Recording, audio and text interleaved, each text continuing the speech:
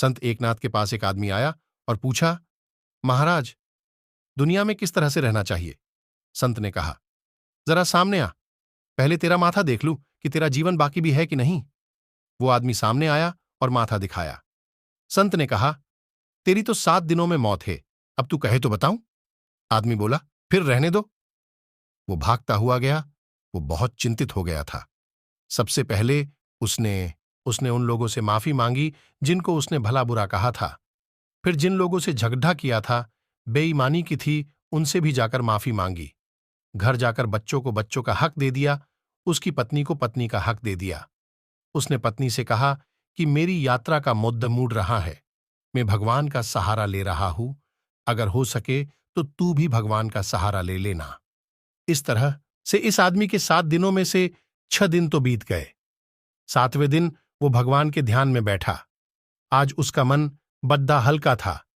फिर उसे याद आया कि एक बार संत से चलकर पूछ लूं कि कैसे जीना है, अगले जन्म में फिर वैसे जी लेंगे।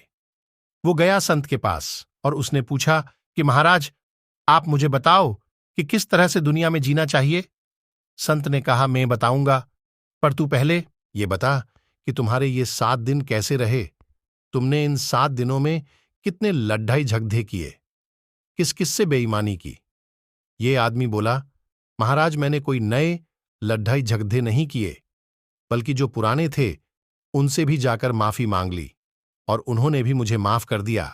संत ने फिर पूछा, अच्छा, तो अब मुझे ये बताओ कि तुमने इन 7 दिनों में भगवान को याद किया कि नहीं। ये आदमी बोला, महाराज, सिर्फ भगवान ही याद रहे, क्योंकि मौत सामने थी। संत ने कहा, तो फिर जा, बाकी की जिंदगी भी ऐसे ही बीता। ये बोला, पर आपने तो हमारा माथा देखा था, 7वें दिन मौत बताई थी। संत ने कहा, मौत तो इन 7 दिनों में ही है, सोमवार नहीं तो मंगल, नहीं तो रविवार।